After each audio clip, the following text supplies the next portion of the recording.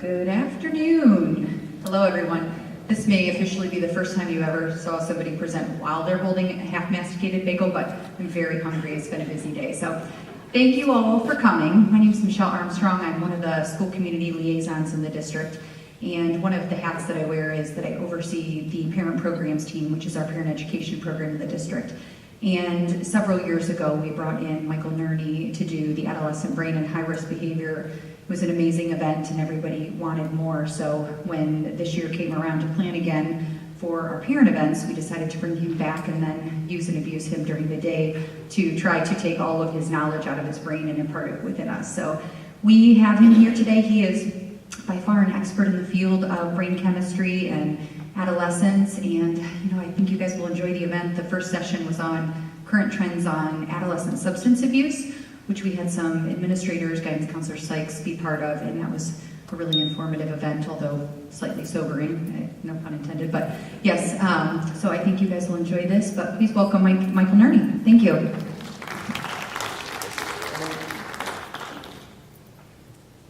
Well, thanks very much.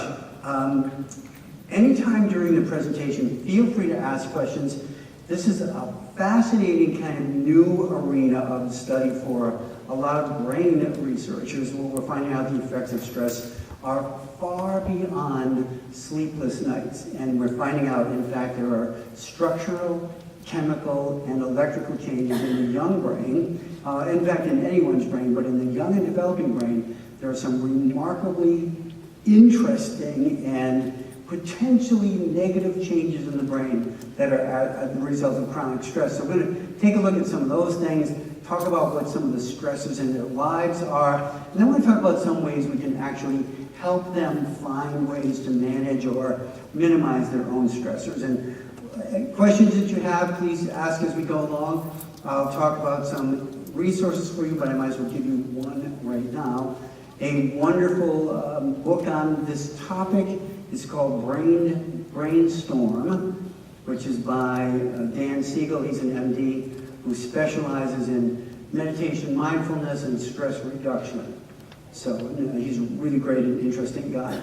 So we'll talk about a lot of these things. I live in, as you can say, Long Lake, New York, which is high in the central Adirondacks, not far from Lake Placid, and in some cases is a wonderful stress-free place to live on some days. Other days, the real world intrudes through its digital access we all have these days, and I find out how much distressing information is going on in the real world. So we'll talk about some of the brand new brain studies and how these days researchers are actually not just looking at infant brains, but now there are scans of the prenatal brain, which has shown that this is the human brain is a learning system that it starts learning prenatally.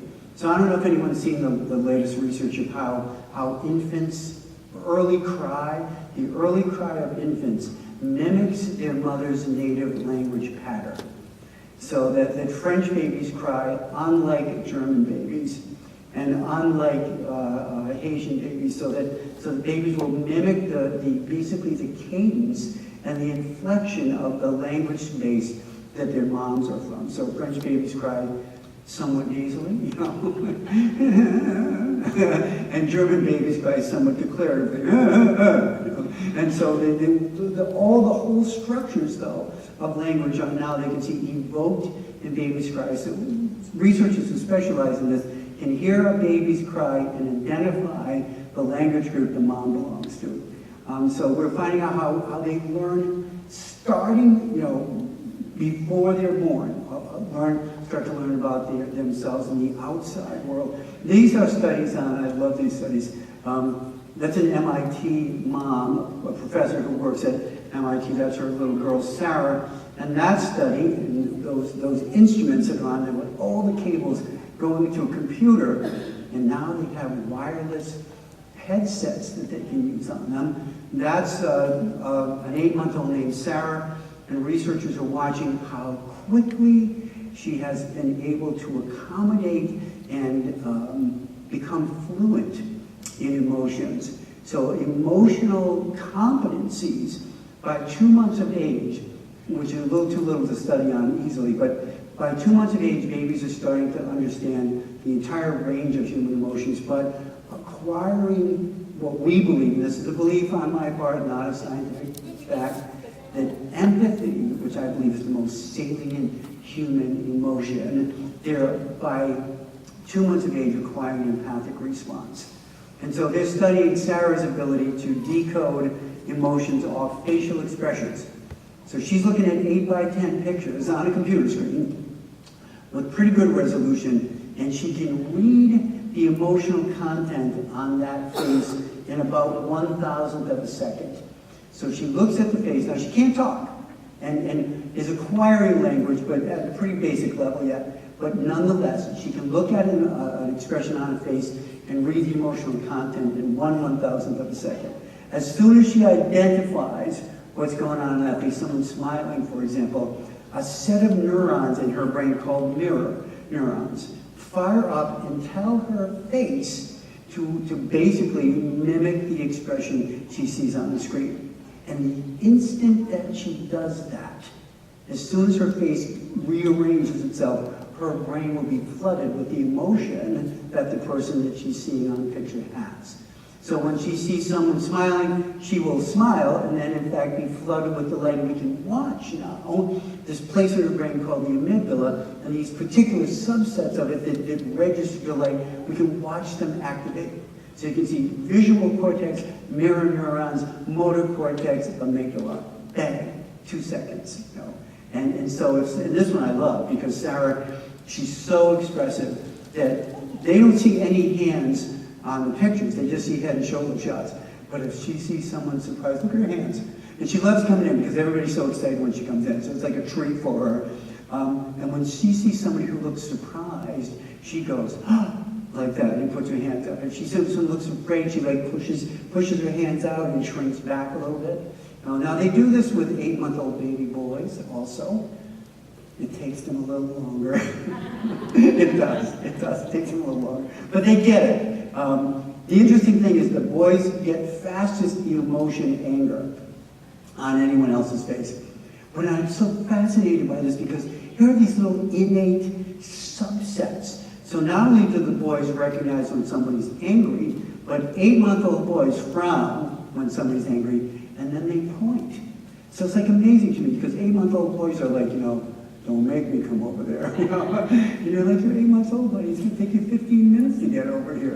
But 8-month-old girls like Sarah, and this other one, Julia, I don't know if I have Julia's picture or not, but they'll see somebody who's looking angry, they frown, and I'm not kidding. Now, not all girls do this, but a lot of the 8-month-old girls do. They frown, and then they put their hands on their hips. So if Sarah sees someone angry, she goes like, you said what?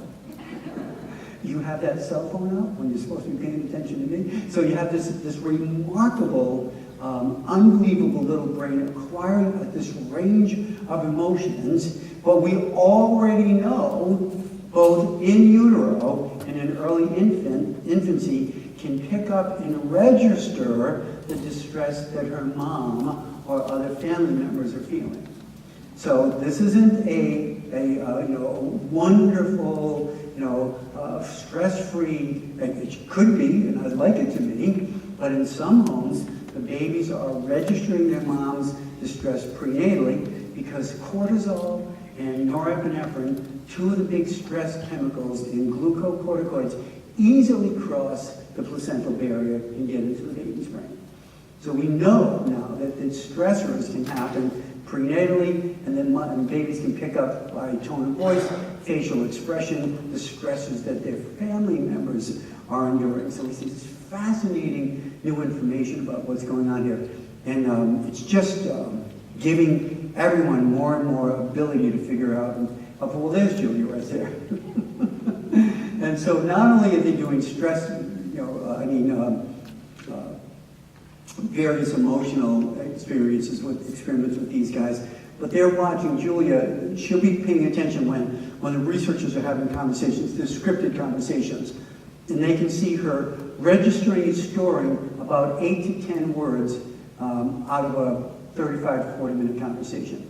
So she's storing words in context at 8 months of age, and storing tone, what goes along with that. So these are These are brains that are like on fire to accommodate this universe and figure stuff out. And we're going to talk about how the ones who the researchers would never stress but come in from a stressful environment do not have the same fluency, the same activity, the same neurogenesis, the generation of new nerve endings in the hippocampus that babies that are more likely to be stress-free have.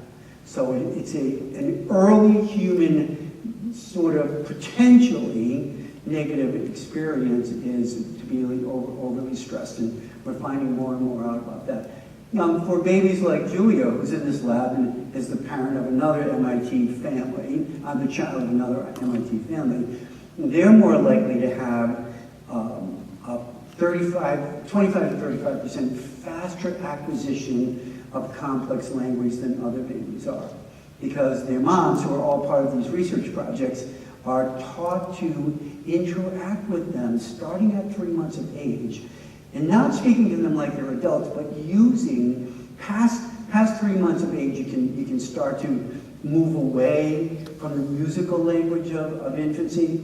So we know babies not only cry like their mother's native tongue in terms of inflection and structure, but most babies cry in perfect intervals.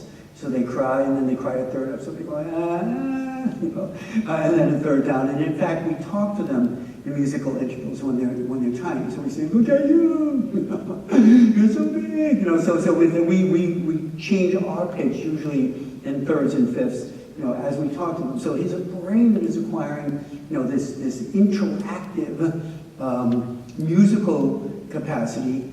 But when moms talk to them using complex language, compound words, subordinate clauses like, "Okay, Julia, after I clean you up from the mess we had at breakfast, we're going to put Baxter on his leash, and then, subordinate clause, you and I go down the park. I think Allison's going to be there with her mom." So when moms use compound words, complex language with subordinate clauses, those infants who cannot understand all of it but are already coding all the names that she said this one will know, already coding the park she'll know, already coding stuff into what we're going to call word formation, word storage and formation areas of the brain. They'll store 25-35% more than babies who have to listen to a more simple structural language, and they'll store research on this is actually distressing, so much more than babies who live in dysfunctional families where the language is called command language. So you have a family dysfunctional around drugs and alcohol, and you're dealing with their own addiction, their own supply for the drugs, and no time for the kids. What does command language sound like in that house? What do you think it sounds like? What are the words? What? Stop. Shut up. No. Go back to your room. I always have to be careful when I'm doing this because sometimes security comes in. What is going on in here? And so that infant who's hearing command language in those tones, in the explosive cadences, with those limited words, that is going to be so much less of an ability to acquire complex language skills and take so much longer. So right off the bat, you can see the distressing negative environment of a dysfunctional family not only changes brain characteristics, but changes language acquisition. So there's a lot of this really fascinating and sometimes discouraging new research, but all with the capacity to help us intervene earlier and start to do things that we can help manage what's going on in these brains. For preteens and teens, there's some fascinating research about how we can help them manage the stress that's going on in their lives. So what do we find out? The stress is actually a brain chemical response when situations are perceived as either difficult, dangerous, or painful. And they might be physical, social, academic, emotional, familial, that's relational. Why would my mom do this to me? Or our caretaker do this to me? When those situations are like that, if the human brain or the perception of the person feels that the demands exceed the resources, I can't manage this, then we're much more likely to have the negative brain changes occur. Almost everyone in their life has some stress in it. You know, you get this bill you didn't expect. So my daughter, my youngest daughter, had to go to the hospital one time. She had a migraine, but she didn't know it. She just had this fierce headache, but she was vomiting as a result of the migraine. Goes to the hospital at 11:30 at night while she was in college, for which they give her an opioid, which I was unhappy with since that often causes vomiting. And then somehow misread her urinalysis and wanted to put her on a very powerful antibacterial that has a whole range of side effects for a UTI she did not have, since there was no bacteria present other than normal in her urinalysis. And then we got the bill for it, which was over $2,100, because they charged her for 2 visits to the emergency room. So she was there about 2.5 hours, and she went in at 20 past 11. Someone helped me with the 2 visits to the emergency room. One on Thursday and one on Friday. And so when the police took me out of the hospital financial department, you know, and made me come back, but you know, then you talk to people and they're like, disregard. We say, no, there were 2 visits. There were not 2 visits, but so we can have unexpected stresses on us at any time in our lives. A car accident, a problem at work, a child difficulty. Most of the time, we have the resources to manage them. So life is not stress-free, nor do we expect it to be. And in fact, we learn from many stressful experiences how to deal, manage it, and negotiate our way through difficulties. So it's not all horrible, and most of us can find a way to manage it. So the American Psychological Association says that for the most part, this is what kids tell me, the only 2 times I feel stress, day and night. The American Psychological Association says that, you know, most of us can manage stress when it occurs on a 10-point scale of about 3.8. Past 3.8, most human beings start to have diminished resources to deal with their stress. If the stress is really short-term, okay, maybe it's a 5 and you can manage it. That's moderate stress, but becomes difficult to manage over time. So what did the APA study called Stress in America find out for the first time, since they've been doing it since 2006, they found out that the demographic age 13 through 23 reported out for the first time ever the highest stress ratings of all 10-year demographics in America. So it's not the 23-year-olds through the 33-year-olds, and it's not the 33-year-olds through the 43-year-olds, and it's not the 63-year-olds to the 73-year-olds, it's the teenage kids, 13 through young adults who are 23. And not only do they report out the highest stress, 27% of them say their experience, and they have a scale to look at and to figure out, and it was a validated survey. They said that they had between 8 and 10 on the 10-point scale. That's extreme stress. More than a quarter of our young people say that every day dealing with extreme stress. That's a pretty high level. 55% said that they had moderate stress between a 5 and a 7 every day. So that, first of all, those were shocking findings, as we like to think of childhood and adolescence as all this wonderful. Well, they have iPhones, which sometimes contribute, to this stress. So the technology, which is wonderful, sometimes is a contributor to stressful events. So what happened? The kids report out that having this level of stress increases my emotions, specifically my negative emotions, and they list it out in order of highest intensity, anxiety about their world, their parents, their schoolwork, their future, their peers. They list out as the major anxiety features of their stress landscape. They talk about depression.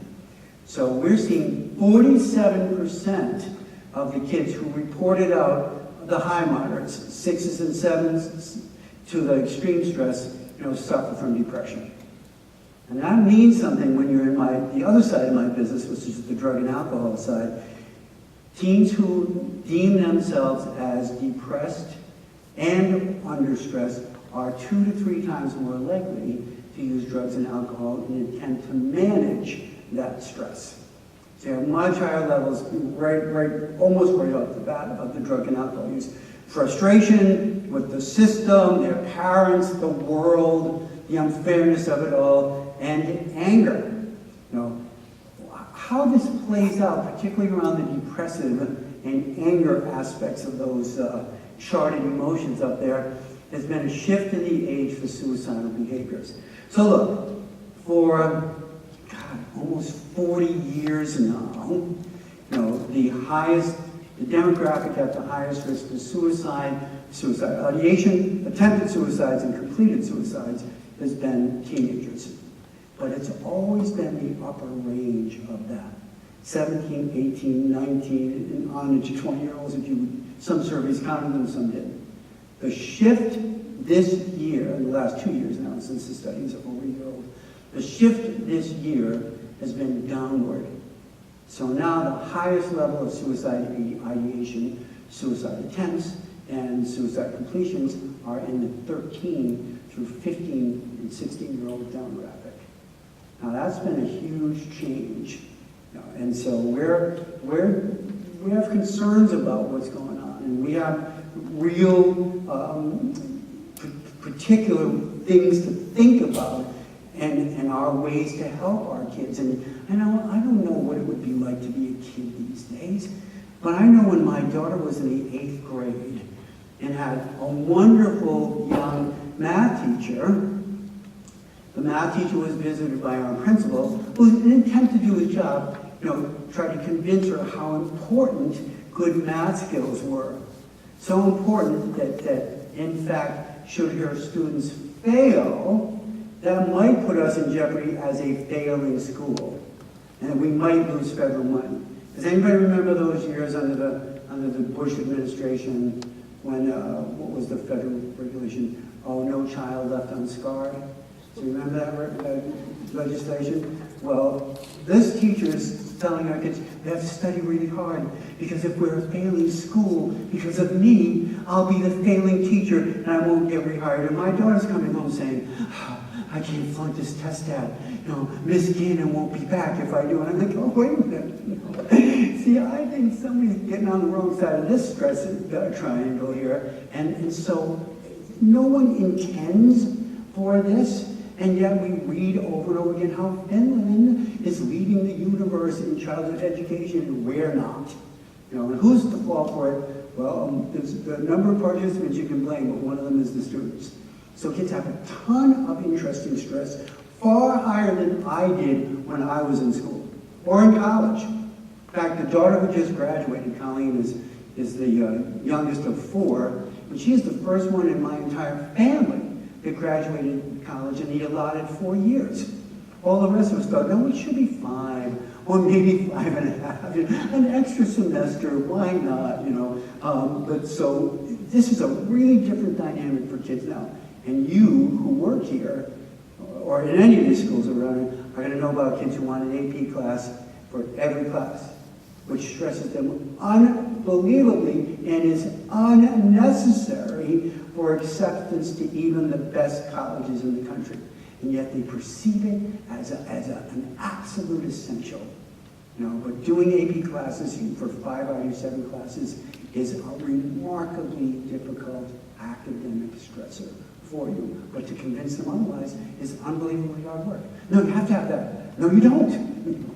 So we have this really interesting thing. So what happens when young people, or any brain, this is every brain, including infant brains, when, many of you are probably familiar with the adverse childhood experience studies, and if you're not, we'll talk a little briefly about it today, but the more adverse childhood experiences are, the greater the likelihood of permanent or semi-permanent change in the brain. And those changes happen because of the chemicals that get released during stress. So if you have a short-term stressor, and you have pretty good resources, and you can figure it out over a period of time, even though these chemicals show up, they will not change your brain, not one time. If you have them chronically, they're far more likely to have an impact on brain structure. So let's look at them. Norepinephrine is, of course, the brain form and central nervous system form of adrenaline. There'll be adrenaline in the body, and in the brain it's going to be called norepinephrine. A powerful and potentially dangerous chemical that crosses the placenta is cortisol B. There'll be adrenaline, particularly released in the body. That's why heart rate's going to go up, body temperature's going to go up, respiration's going to go up, blood pressure's going to go up. All that stuff will be adrenaline. Glucocorticoids are a steroidal, in the steroidal family, and they get to infiltrate a bunch of different parts of the brain, and actually they're often the cause of structural change. So while we're going to have some of these on different times, when it's chronic, that they're available chronically or released chronically, we're starting to look at more significant structural problems in the brain. All right, so just let me take a look here, see if there's anything that I want to tell you. No, we'll be good for now. All right, keep in mind that prefrontal cortex up there and right in the front of the frontal lobe, one of the areas that's going to shrink under the presence of cortisol B and glucocorticoids is going to be the prefrontal cortex. So the smart part of our brain will actually shrink down in the presence of persistent stress chemistry.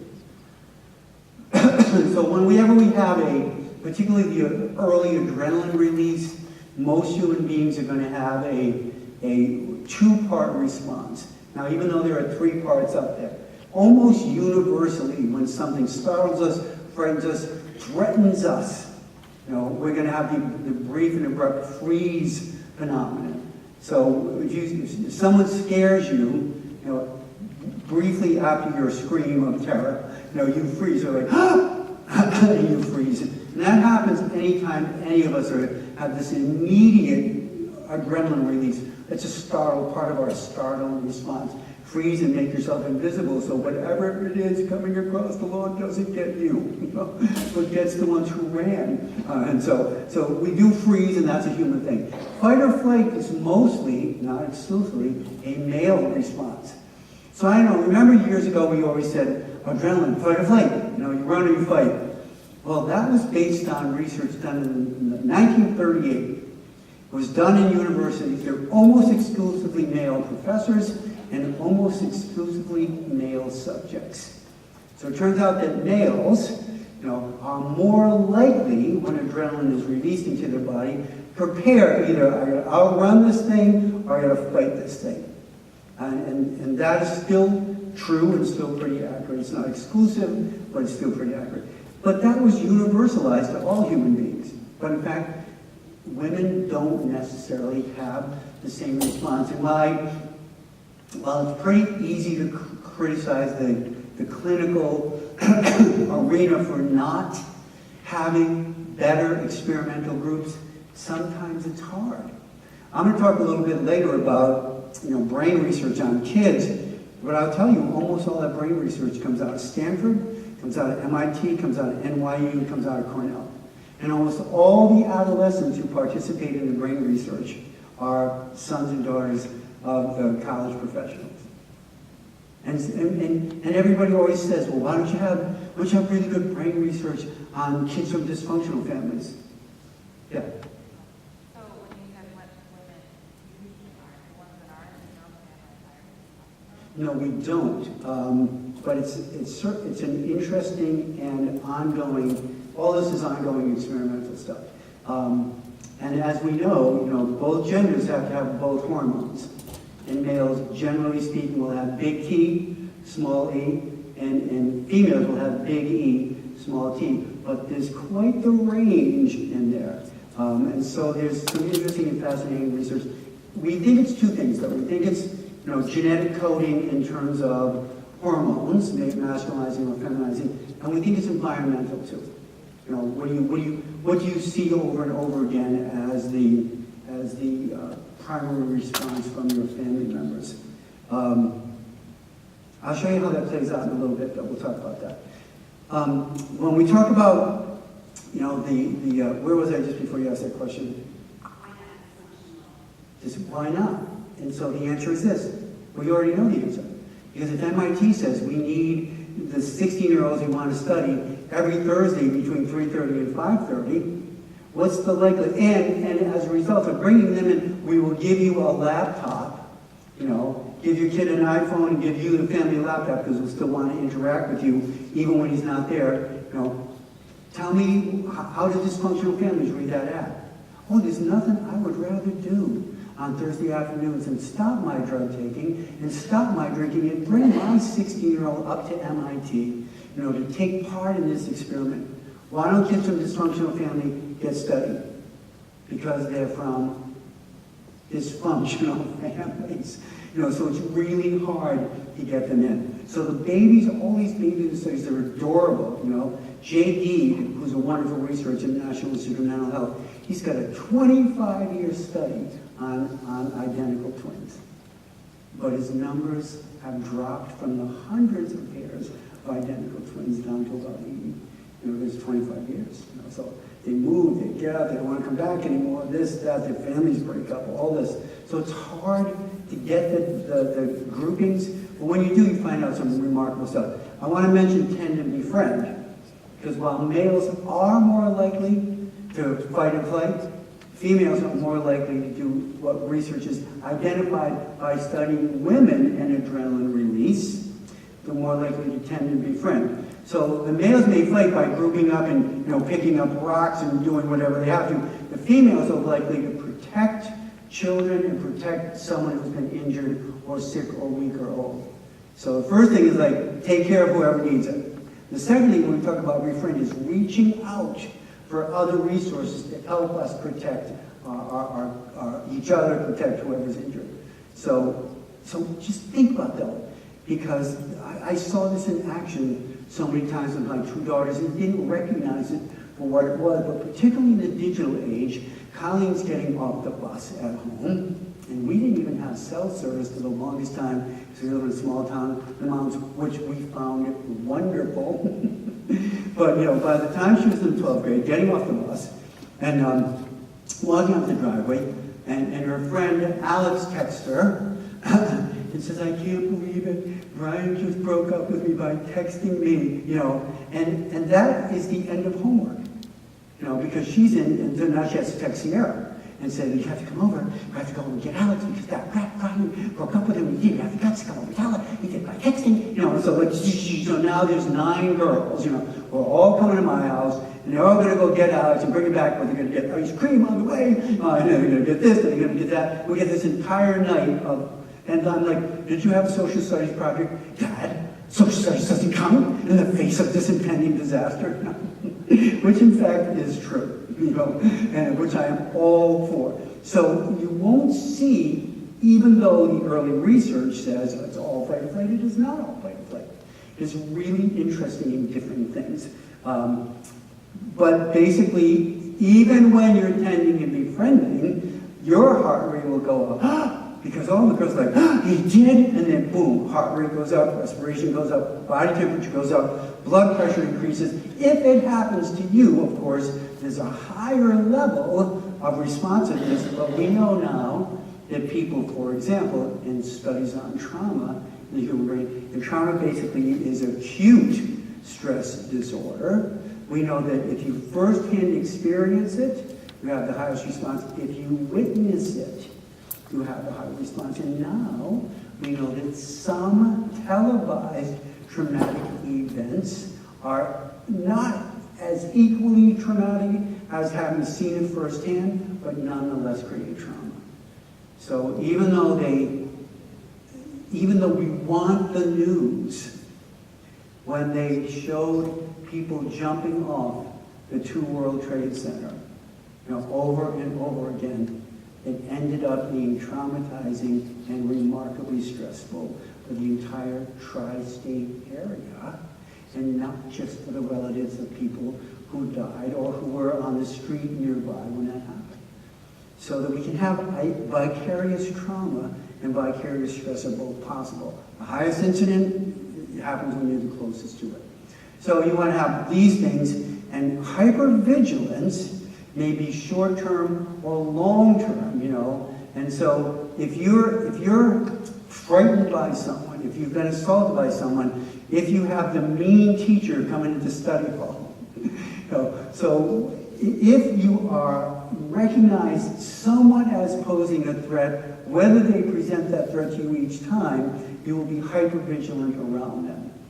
And so hypervigilance is a hallmark of young brains, that particularly if they have extreme stresses or adverse childhood experiences.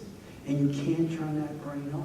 And that gets to be the hard part. So one of the things we're going to see in little kids is when the stressors are traumatic, you know, that brain is going to develop. Usually little brains develop from brainstem up, you know, your emotional responses first, then your social responses, then your cognitive ability.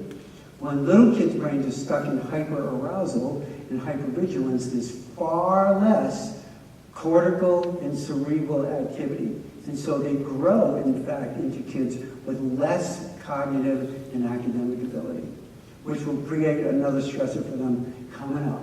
You know, when you stay back, when you don't get it, when you're labeled as some kid who's not very smart in your district, whether you know it's overt or covert. So you have all these really interesting things going on. So this happens each time. The more it's chronic, the more your body lives in this. And when your body lives in this, you start to find something happening. So one of the things that happens is this. There's a transcription factor called GATA1. That helps our brain, particularly during adolescence, link up and connect billions of neurons.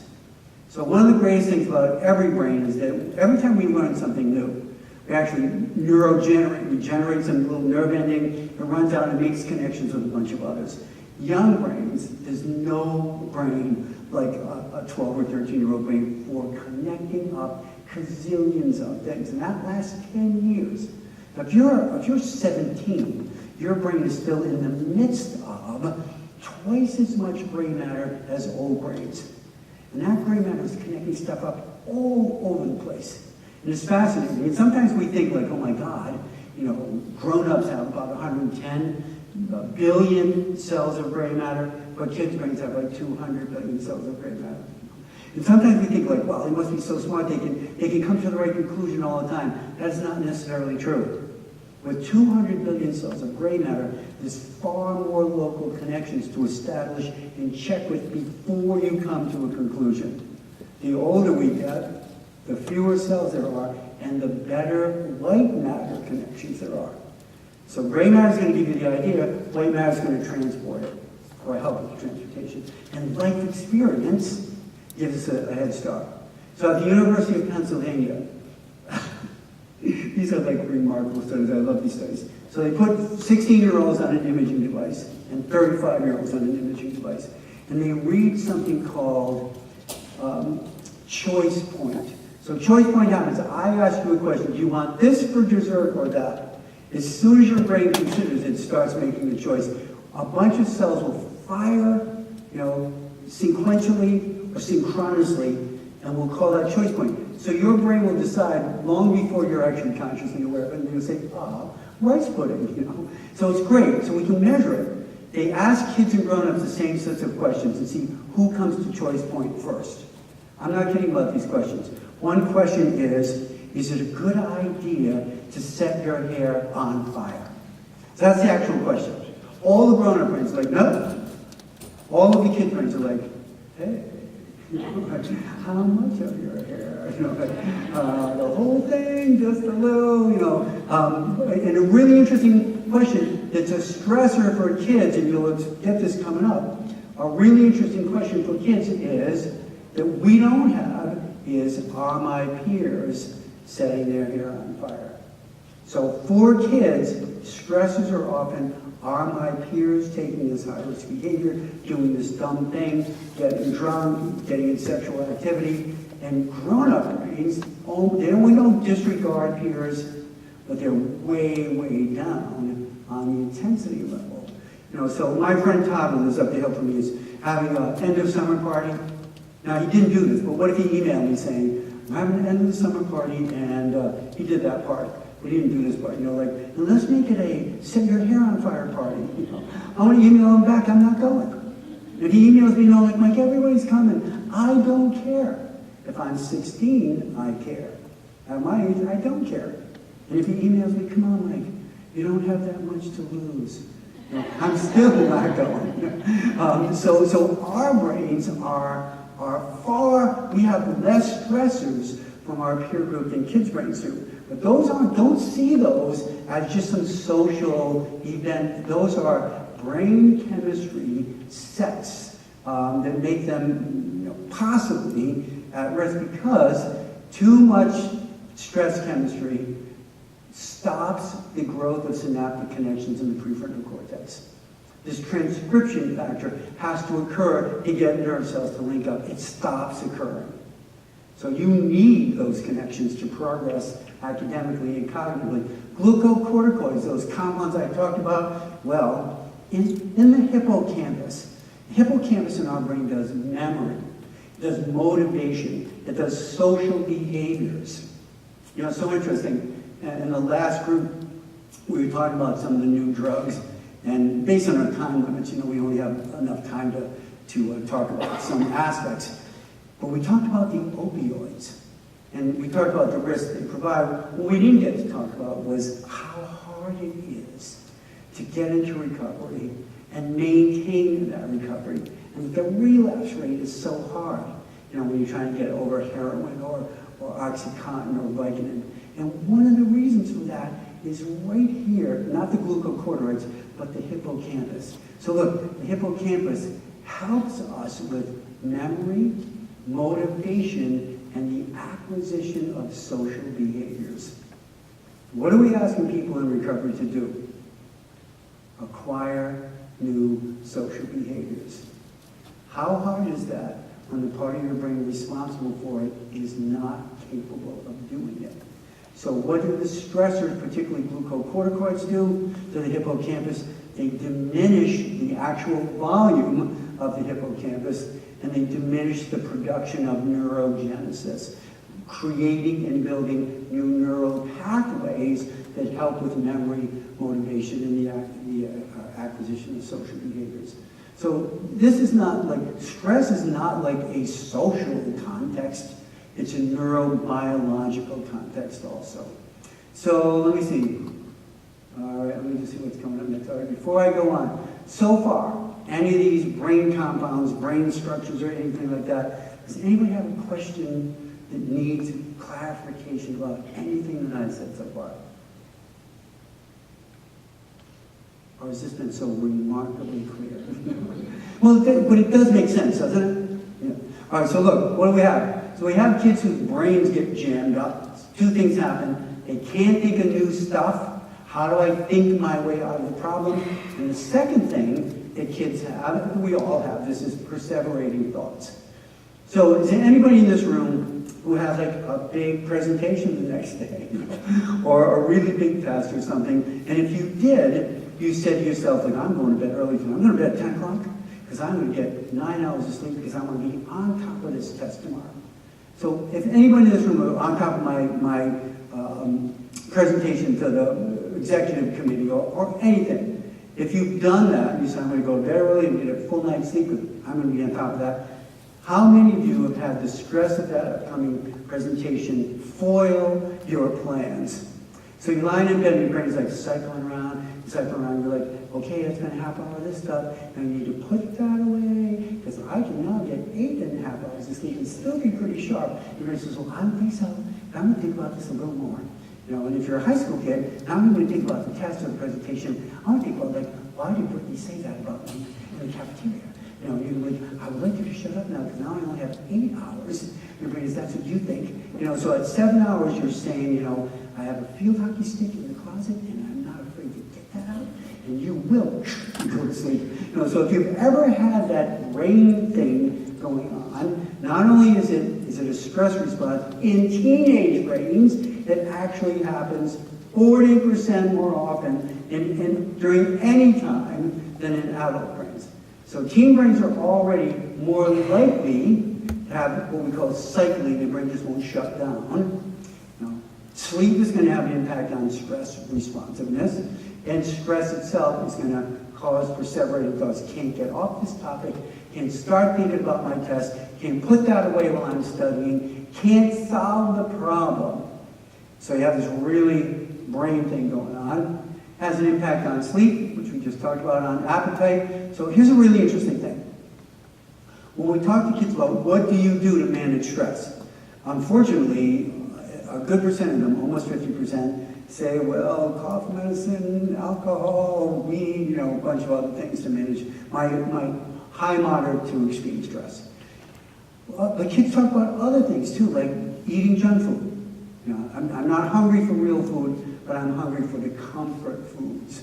So, more saturated fats, more chocolate, more ice cream, more salt and sweets. So junk food has a really interesting change. You watch college kids in their first year. Well, access to this food service in a lot of schools is pretty good, but most often are snacking before exams, managing their food through poor appetite choices.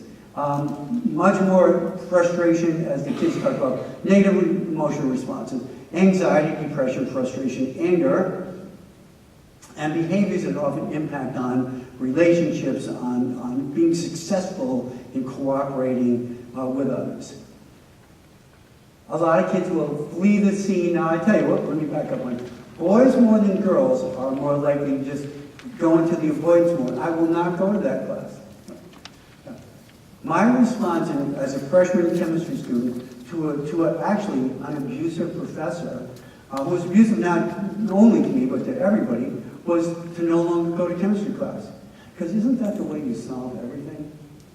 And my biggest disappointment was that the registrar, I found out in my senior year, the registrar was not in agreement with my strategy and said to me, if you don't get that science credit, you're not graduating. Imagine the nerve of that person.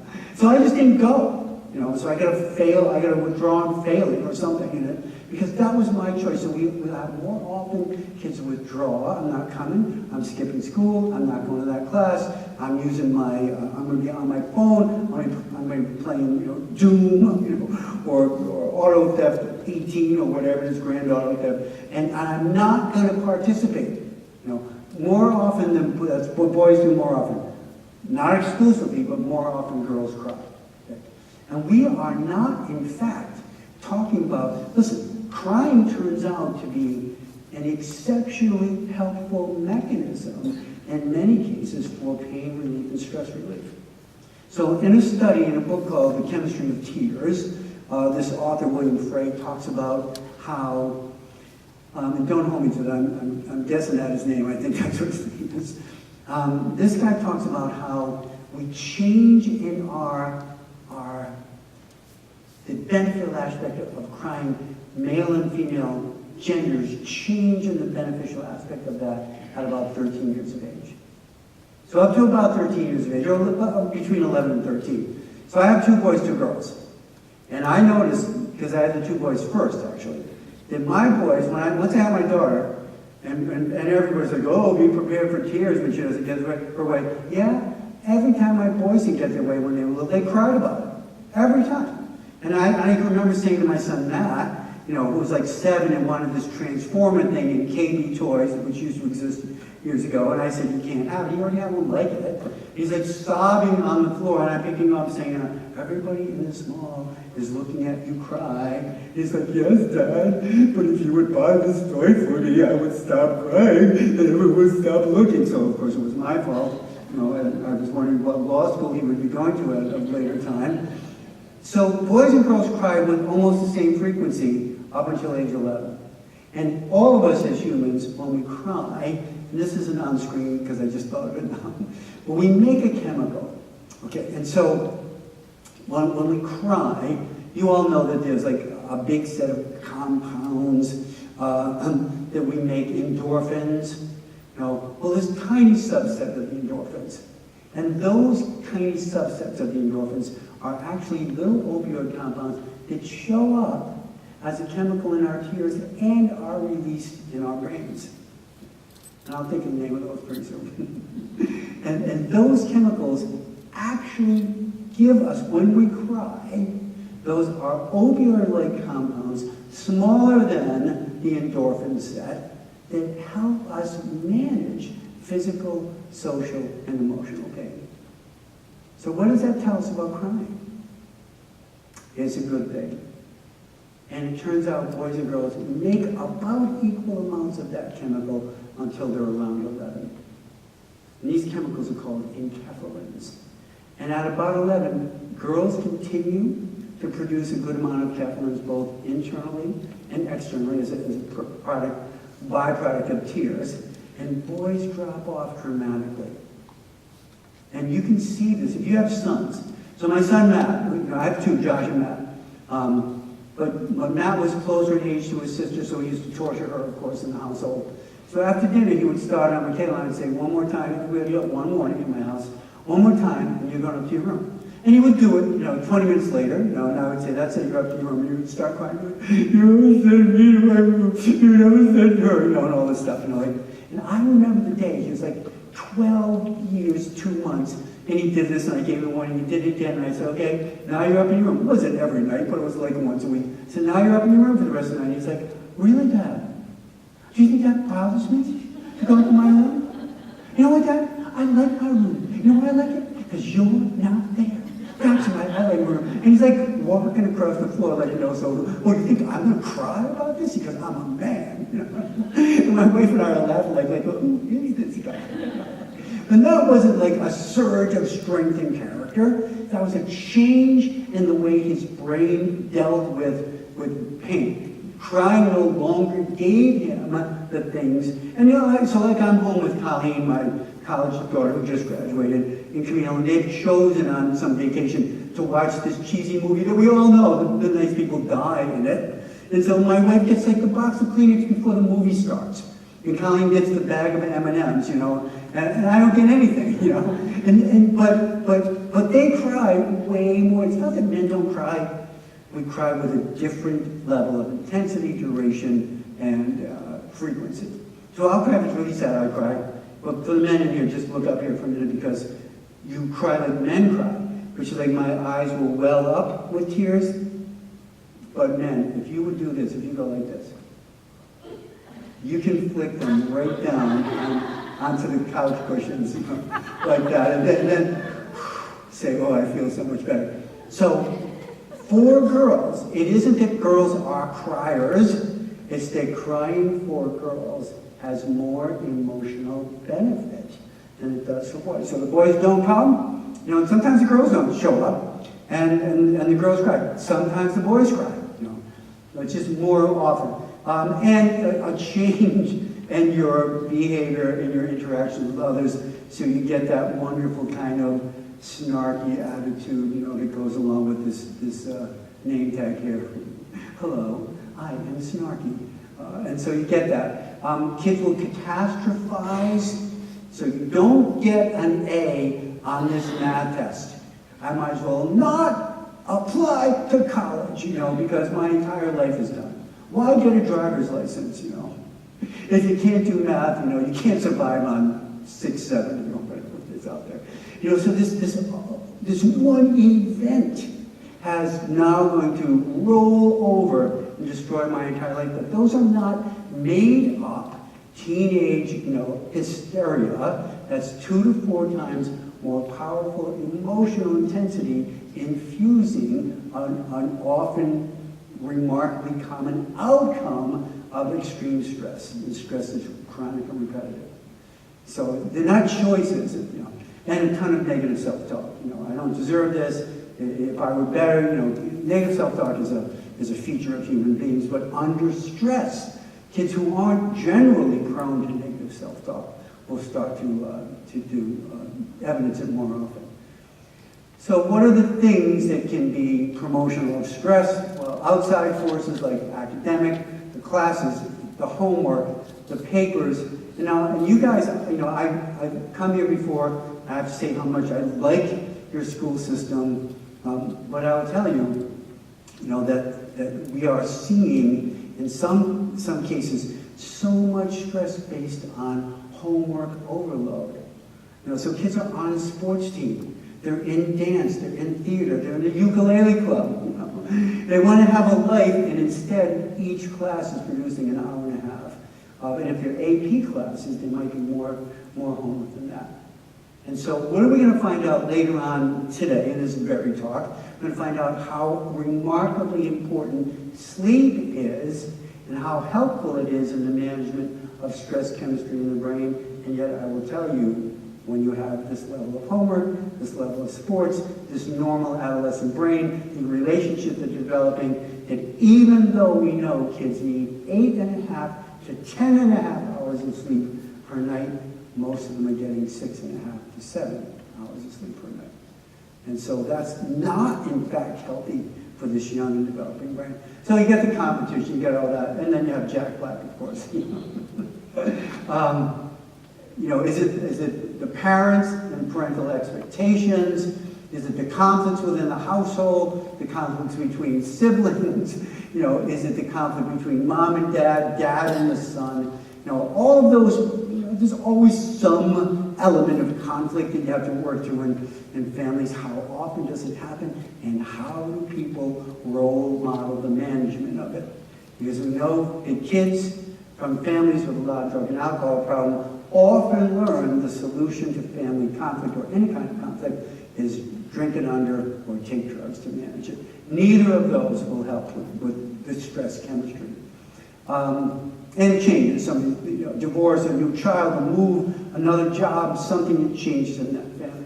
Move out of the neighborhood to another neighborhood.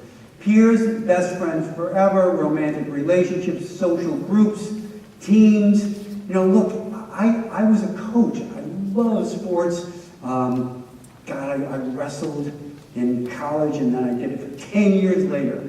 I liked it so much. I coached those, and the hard thing is to keep things in perspective as a coach. So when we talk to kids about, how do you win? Every practice, you practice until you're perfect. Human beings are inherently imperfect. And so we drive this perfect season, a perfect game, a perfect thing of free throws. When Colleen was in the second grade, her second grade teacher started writing on her spelling test. This is the 10th test you got 100 on. This is the 20th test. And I started saying to her, do not write that on this test.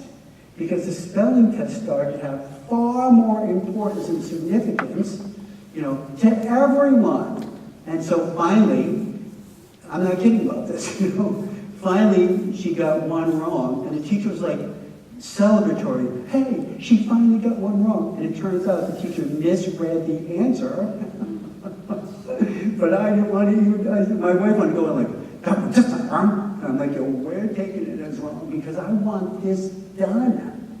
I don't want to be the University of Connecticut female basketball team that's won 121 games in a row. Each game then assumes this enormous importance and potential stress that goes along with it. So the perfection standard, whether it's in anything, is that we do our best.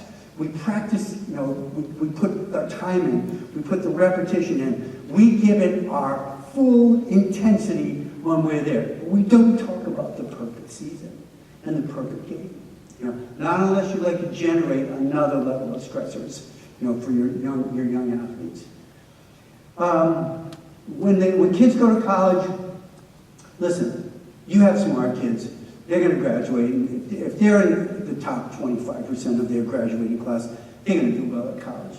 The first couple of years of college, the first year in particular, is not about the academics. It's about this. How do I cooperate with others, get along with others, manage my life in a dorm, deal with the boys next door, who want to play the Wu-Tang Clan at 2 o'clock in the morning at full volume. How do I do that stuff and still be likable and popular and seen as a normal kid? Those are all the social skills they need for college are far, far more challenging to them in terms of dorm life, and finding your way on campus and learning how to study and all that, far more challenging. Roommates, what's going on at your home when you're gone, is your neighborhood safe or not safe, all of that, as an outside force. But those aren't the only ones. Like we said earlier, it turns out teens' brains have 2 to 4 times built-in emotional intensity. So when you get a disappointment and you're 15, that disappointment is twice as big in your brain, as in anybody else's brain. When we talk about, oh, it's just drama queens, they're not drama queens. This is a function of a small part of the limbic system called the amygdala. Testosterone during puberty invades it. Estrogen during puberty invades it. It takes that little part of the brain right down there in the middle, it's shiny, takes that little part of the brain and makes it larger and more physically active. So every kid's brain will perceive emotions as sometimes wonderfully more powerful. They're excited, they're exhilarated, they're elated, they're in love, they're in laughter, they're in celebration. That's bigger than ours. So, their good days are better than our good days. On the other hand, their bad days are way worse than our bad days. And so often for kids under stress, when something is going wrong, and they tell a grown-up, I'm having these hard times, and we say things like, you're 15, what do you have to worry about?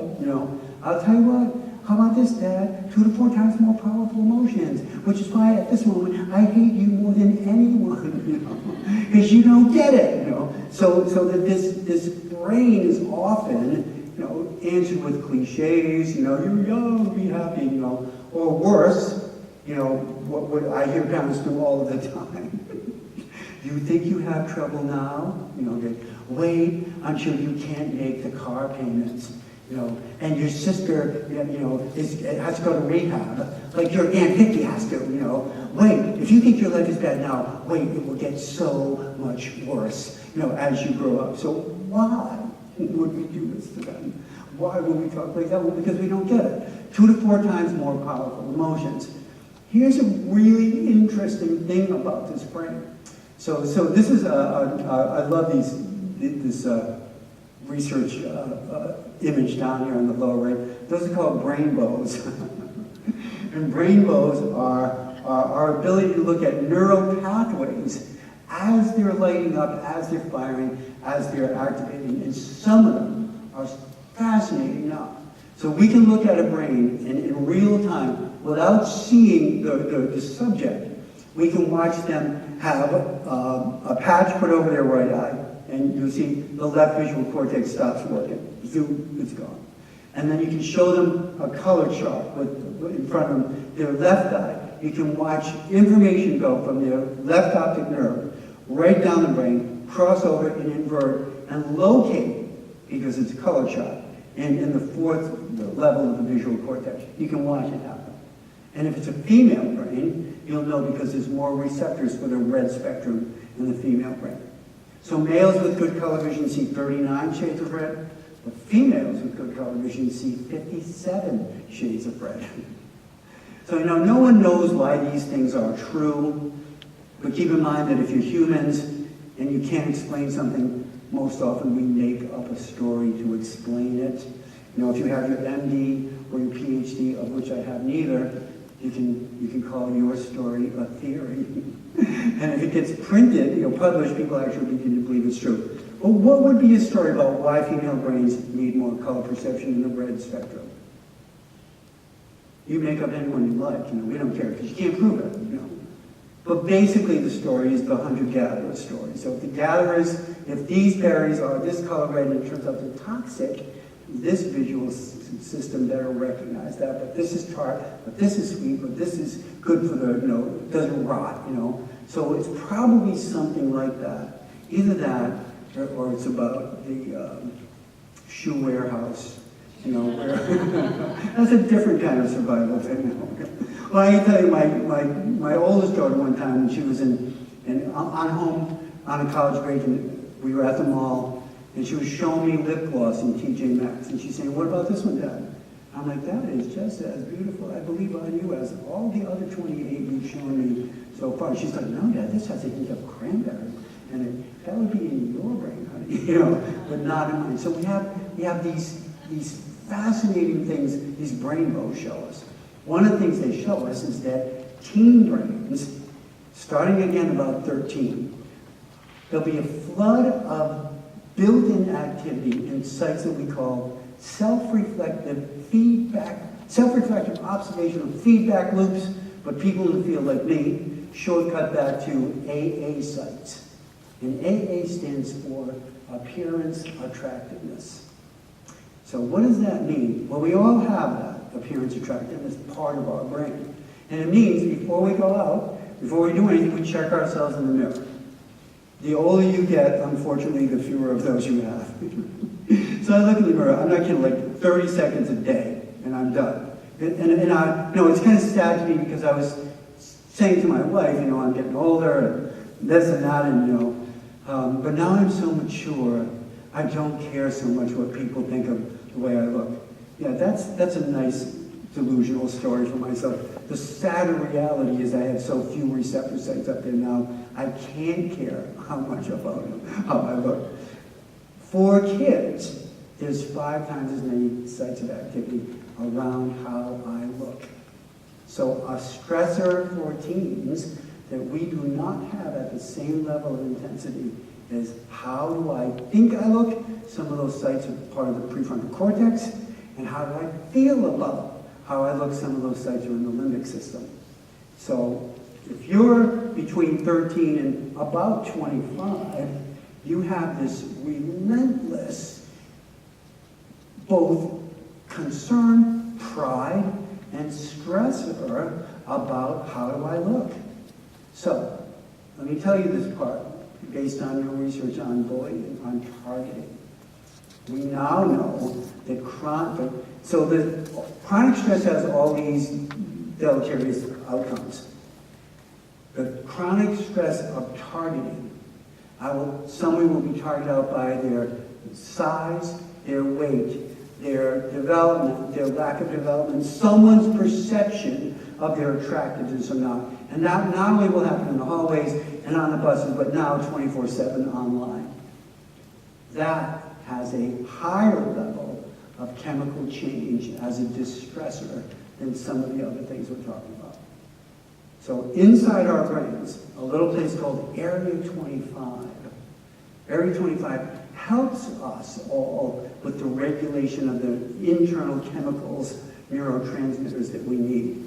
Area 25 goes berserk, starts suppressing the manufacture of neurochemicals and being targeted out for ridicule, for disparaging comments, but a fake website. Everybody beats Alex's website for the Photoshop stuff. All of that stuff in a young brain creates higher levels of activity in Area 25, lower levels of normal brain chemistry, particularly serotonin, a higher level of depression, and high enough levels of depression to generate suicidal ideation, suicide plans, and completed suicides. So when I'm talking about some of these things as it's unfair to do that to somebody, and it's mean to do that to somebody, it's dangerous to do that to somebody. And those are real events we're figuring out, you know, based on the studies in the chemistry of the brain. So all kids have some degree of activity in terms of what do I look like. And of course that's why, you know, you will see them looking at themselves so much of the time in the mirror. When kids are in the mirror, so I love it because I come to school and you know, inside the school extremely attractive. I love the colors. I like it. But I was out in the cafeteria. There's the trophy cases out there. So whenever I can, if there's a school, almost every school has a trophy case. I love a trophy case because you'd be astounded at how many kids are fascinated by the trophy case. Or maybe it's just a reflection of themselves, you know, in the class. Because time and time, see kids going by a trophy case like, ooh, I fixed this here. That's a nice trophy. Wait, you know, I know that. So kids all have to look in the mirror, have to be fascinated with themselves. It is not vain. And you know, sometimes they're under pressure, you know, I my God, stop doing that. It's normal and already a stressor because there's so much emotional intensity wrapped around it. And if they're targeted out and disparaged by anybody, it's a hard time in that brain. Negative thoughts and feelings, body changes, that's part of the what's going on with the 5 times greater sets of activity and AA sites, and the perfection standard. So I work with a lot of kids, when I used to do counseling, which I don't anymore, but I work with a lot of kids who actually were seriously suffering from the perfection standard and believed that everything they had to do had to be perfect. So their art projects, it was this unbelievable time on task to get this perfect. Even their electives, they would take electives, and they would just not be able to say, how do I rate this world in order of importance? What needs the greatest amount of detail and work? What can I put less effort into and still be satisfied with? Now all of us have this part of our brain is called the critical self-observation. Okay? How many of you guys in here, like when you were in your senior year of college or in grad school, you had a paper due, and it was pretty much time you had to turn it in. And you said to yourself, you gave it a last week, and you said, not bad. But if I had another 5 weeks and a team of paid interns from Harvard or Yale, an unlimited resource, to a database, this would be so much better. As it is, it's going in, You knew it could be better, but you didn't let that overwhelm you. For kids with the perfection standard, we think there's a little wiring difficulty up there where they can't let stuff go and have to work at it. It has to be an A+ is not good enough, not good enough, where I love these words, where they redo things over and over again. There's a law of diminishing returns. At some point in time, your work is going to degrade. Stop working on it, and turn it in. But some kids have real trouble letting go of that. And that they miss sleep, they don't eat, they don't have the social interactions, then they're unhappy with the final product. Those are really tough. It's going to be better than everyone. So, among the things, let me stop right there for a minute. So, for now, all of the things I've said about inner stress, the teen brain, the various factors that impact on it, are there any things that I've said since our last brief moment of reflection that need clarification? Is there a question someone's thinking about, or is there something that what about this? What about that? And you said, yeah. Are you putting your hand up if she asked a question? Oh, okay.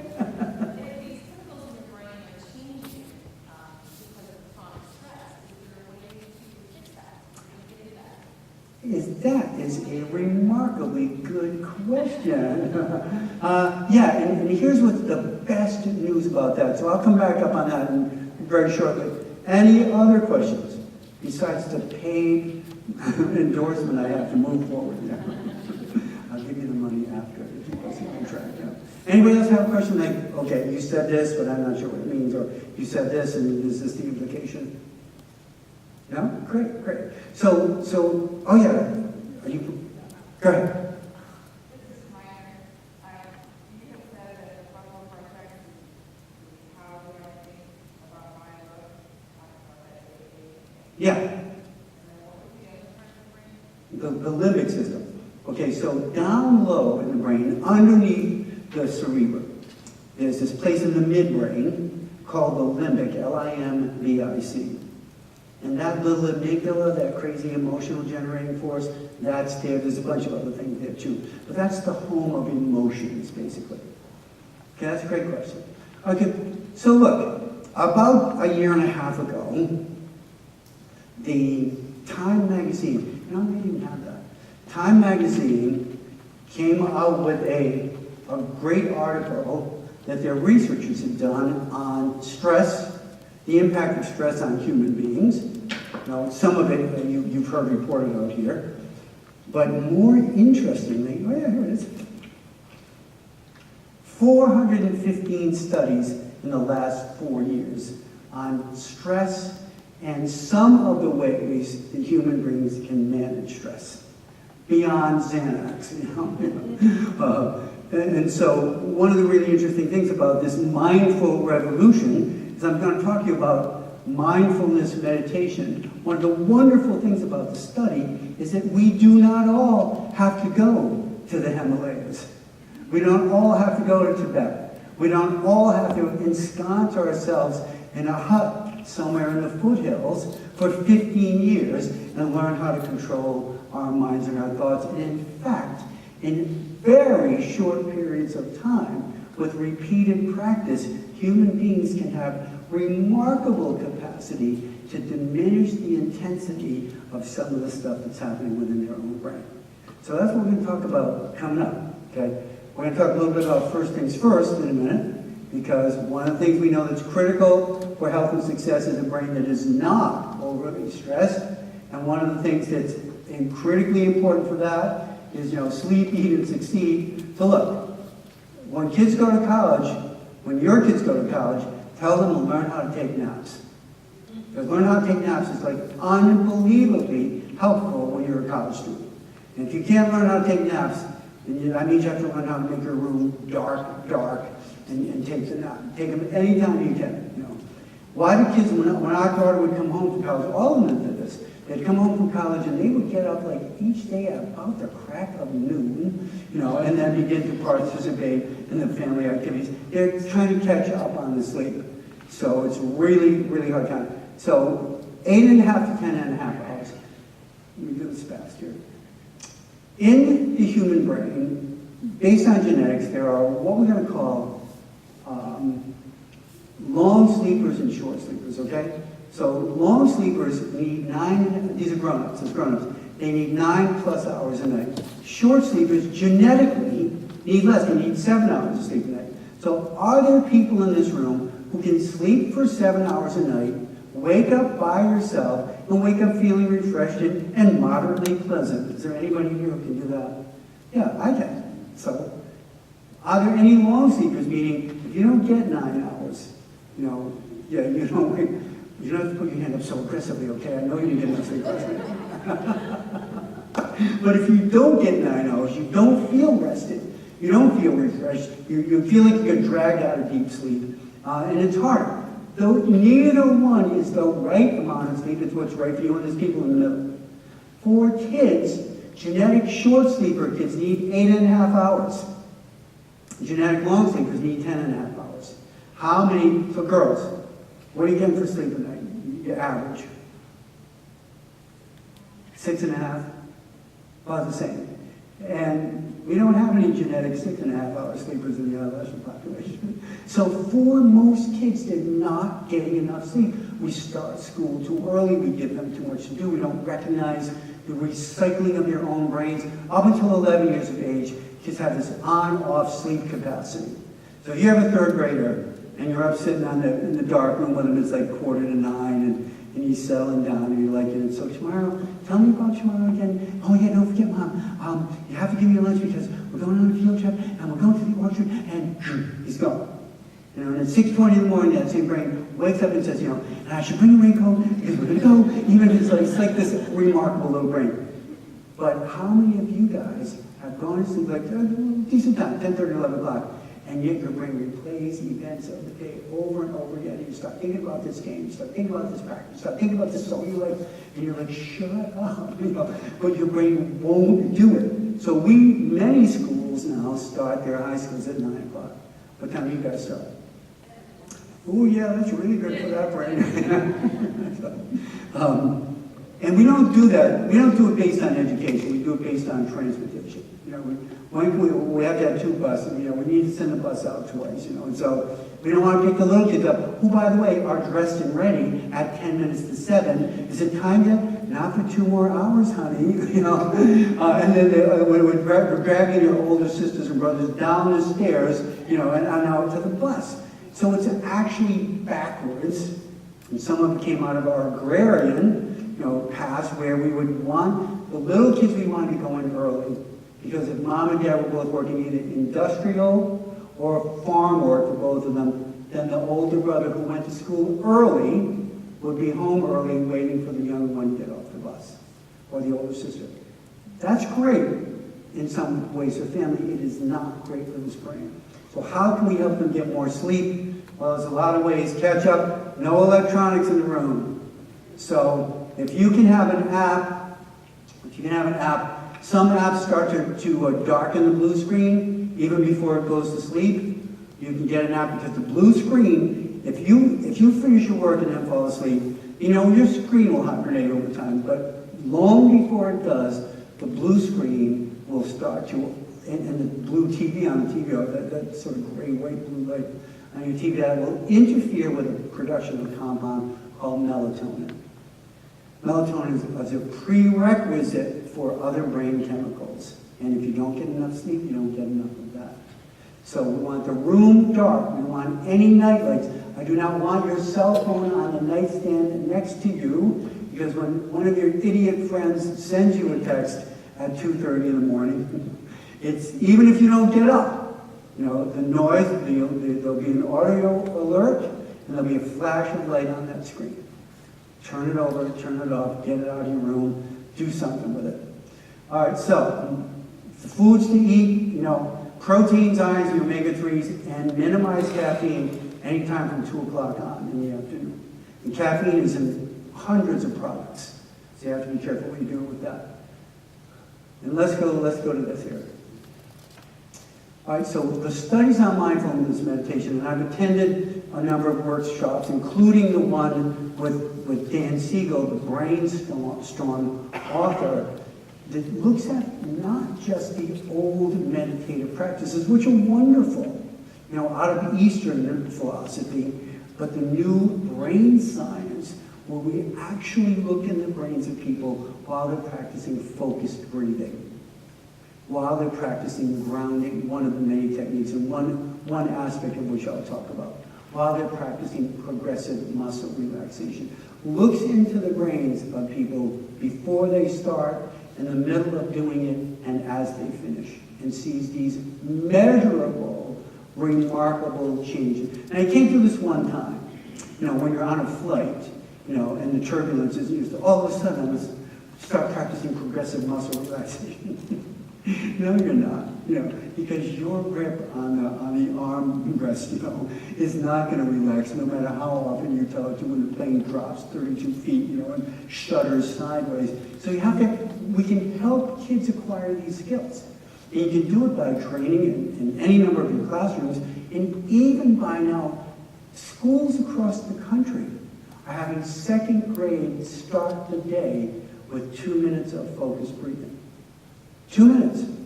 And now some of the little kids are leading it, you know. They sit up, but they have this little chime, and they say, and then they actually say, okay, we're all going to breathe in, one, you know, and then they breathe in. So they have to do it, they have to teach the leader, you know, that they breathe in, out, they have to breathe out while they're talking, and breathe in when the other people are examining. When you teach them how to do it, they're seeing about a 20% increase in academic ability, but about a 30% decrease in behavioral problems. So when you can say, when it helps you start this day, when you can say, before I give out the test papers, we have 3 hours for this test period. Before I give out this test period, put your feet flat on the floor. So let's do this. Okay, so I just want to show you this quick thing, and then we'll practice one of these. Down on the set to the left, down on the lower left of the left side brain, called baseline. Let me see if I have my magnifying glass here. Let me see if I can do this actually. Ooh, look at that. Huh? So where it says orientation area, so you see that? You know, that's an area of this person's brain on the right-hand side, based on what's going on in the leg, that's highly stressful. That long, narrow outline, all the activity inside that brain is happening and disturbing this person's tranquility, ability to think, all that stuff. Over on the right is the same place after this brain has practiced a focused breathing exercise. So the diminishment in that, the capture area there, the diminishment in that is substantial. You can replicate it, you can do it over and over again. You can show how learning this skill and practicing it can be applied, and you can have a ton of good things happen. This is another one right here, where this is the same kind of a deal here. Let me see if I can, oh, my bad. Okay, so how do I go back? Okay, this is the same kind of deal over here, where we have before meditation on the left-hand side and after meditation on the right-hand side. So over and over again, John Kabat-Zinn at UMass, Daniel Goldstein at Stanford, all of these guys are showing that you can learn this set of skills. And so we're going to do a quick focus breathing thing right here. It's only going to take 2 minutes. No one will fail at this, I promise you. Okay. And first of all, does anyone, you don't have to put your hand up, but if anyone has their phone on their lap or hidden in their hand, because you need that phone to stay connected, because you never know whether John Kerry is going to call you from the State Department and ask you for help on solving some stuff in eastern Ukraine. If you have your phone out, would you please put your phone away somewhere? Now, about 3 months ago, I did this with 110 social workers, and 8 of them, I asked, who cannot put their phone away? 8 of them could not put their phone away. I just found that fascinating. And so we prescribed them several drugs that each know. Couldn't put their phone away. Couldn't do it. I said, okay. So please, put your phone away, that's it. Now, if you would do the following thing. So we're going to forget everything that I've been talking about. We're going to forget what you're going to do after this. We'll just all try to be here in the present moment. And we're going to basically inhale and count our breath going in and going up. But to do that, I'm going to ask you to put your feet flat on the floor. I'm going to ask you to take your arms, unfold them, and put them on your thighs or in your lap. And you can leave your paper there or not. It doesn't matter too much. I'm going to ask you for a moment to shrug those shoulders and then relax them. I'm going to ask you to have your head neutral, not tilted down, not tilted up, just like that. And I'm going to ask you to close your eyes. And if you're not comfortable closing your eyes, because frankly, I wouldn't trust some of the people in here either. No, if you're not comfortable closing your eyes, don't do it. But if you can, I'm going to ask you, so you're sitting here like that, we're all in this room together, and I'm just going to count for 1 minute. I'm going to guide you into how many counts we should bring our breath in, then hold it for a count or 2, then let it out. And so if you just go along with me, get ready for your first inhalation. Now inhale 1, 2, 3, 4, hold, 1, 2, out, 2, 3, 4, all the way in, 1, 2, 3, 4, hold, 1, 2, out, 2, 3, 4, all the way in, slow, 2, 3, 4, 5, 6, hold, 1, 2, 3, out, 2, 3,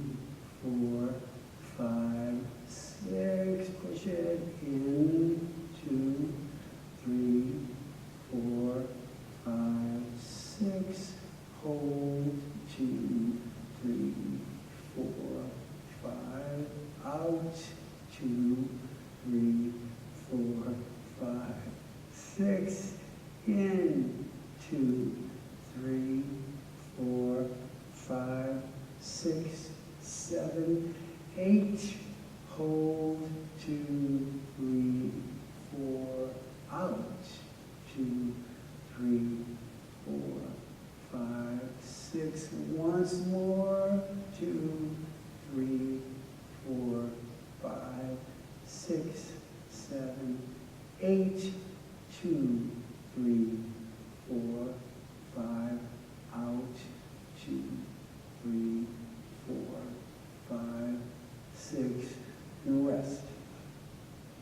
So open your eyes. So while you're counting, focus on, here comes the air in. I can feel it, that's why we increased the distance. Here's me holding it. Here's me breathing it out. So while we focus on counting and paying attention to the breathing, how many people had some intrusive thought? Like, well, this is dumb, I have to do that after lunch, I don't know what I'm going to make for dinner. So did anybody have any intrusive thoughts coming in while you're doing this? And they're completely normal, so please feel free to put your hands up. And the rest of you who did not do this are already suffering from brain exhaustion, and that's why you have no thoughts. Okay.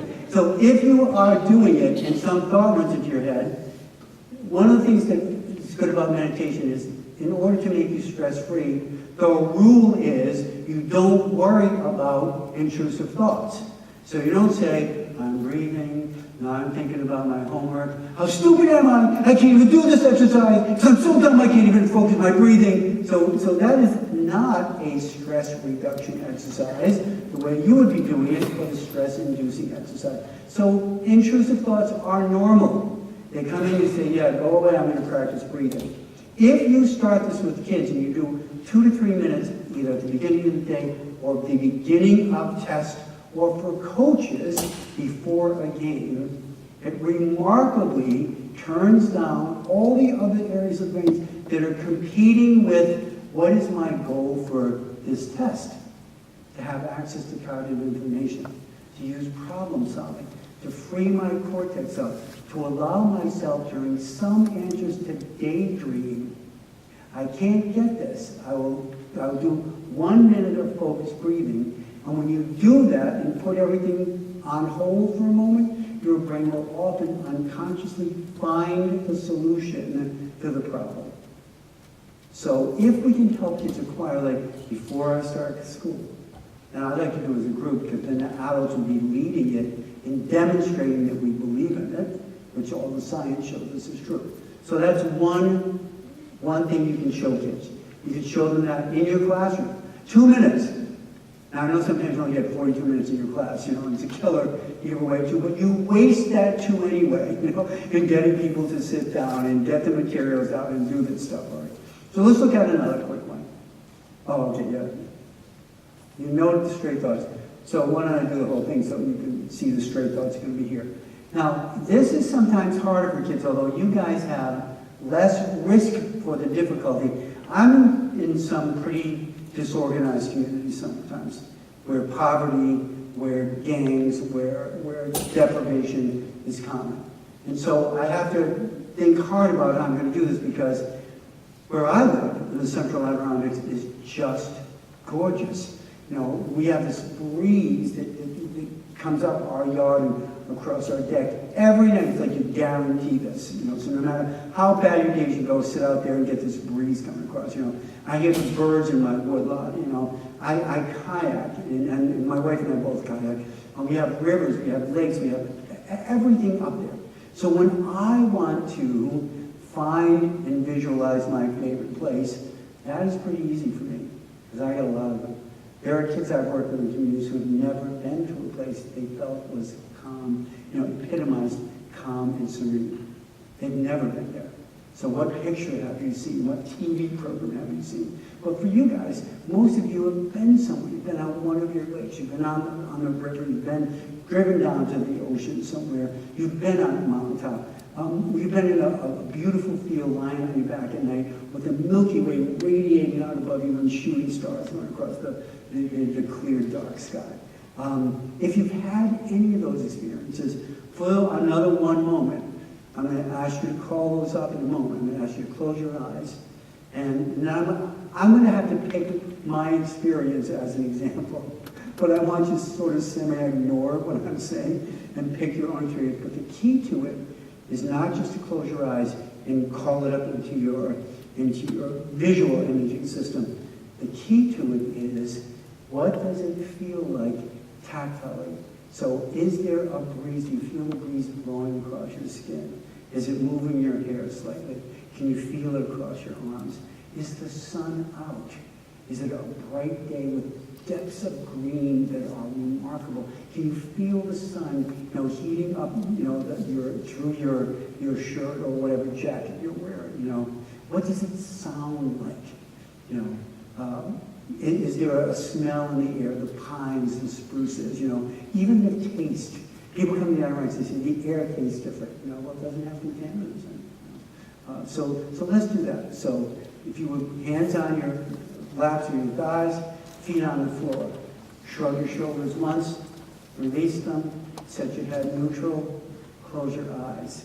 So I'm going to not poison you, but I'm going to tell you, I'm thinking about, so close my eyes and in comes my favorite lake. And I can paddle upstream, so I feel the air, wherever it is, first the tactile, what does it feel like? Is there a breeze? Is there heat? Are you comfortable? Can you feel, in my kayak, I can feel the waves rolling under the boat, I feel the paddle in my hands, What does it smell like? There's a little marsh off to the side. I'm picking up some of that. There's a whole big thing of white pines nearby. I can smell those, in this case, the air is like so, and in fact, in these cases, I just had an apple. I can still taste the apple, in my mouth, What does the sound like? I can hear the waves on the shore. I can hear the wind in the trees. If I immerse myself using all those sensory inputs to be in that place, and that is a safe and relaxing place, and whatever else is happening around you in the present does not have a capacity to impact you negatively. That's your place. That's a safe place. That's the place you can bring yourself to when anything feels like it's too much for you.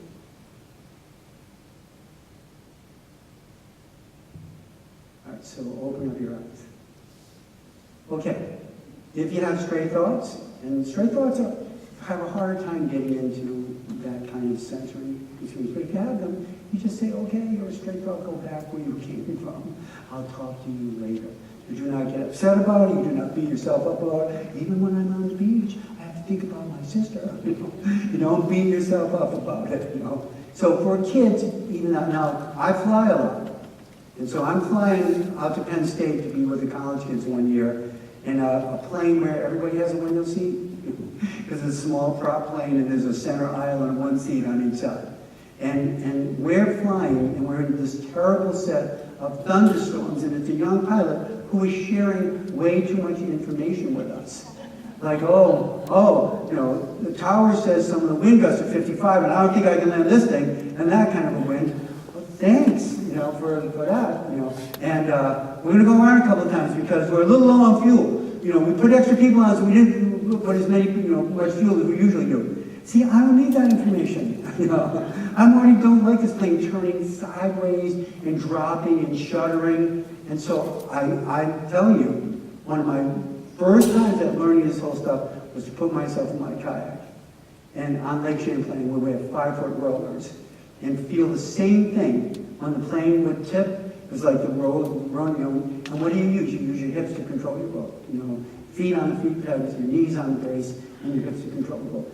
And when we landed, I was actually surprised, the weeping of some people and the ending of the Our Father prayer that had been going on near me, was also an indication that we landed. But I was surprised when we had landed. So you can take yourself out of the present context, and you can teach kids to do that.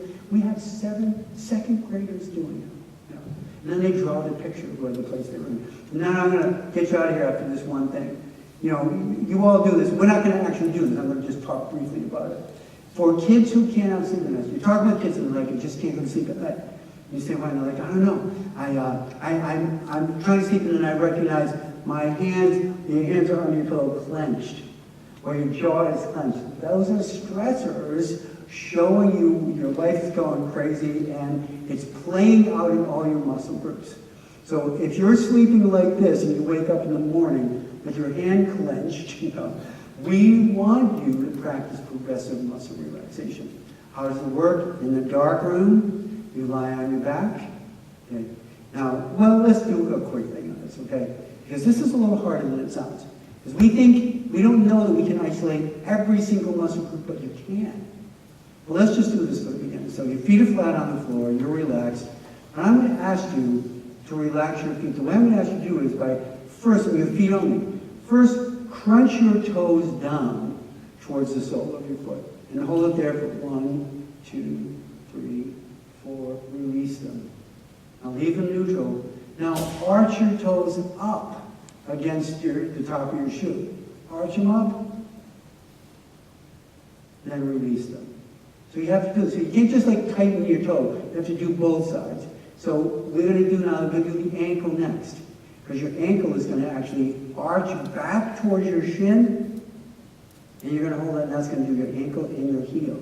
You're going to hold it. Now you're not going to like watch me pop my Achilles tendon, you know. And now you're going to come to neutral. And you're going to push the top of your foot down. So you do these one leg or both legs at a time, doesn't matter. Your calf.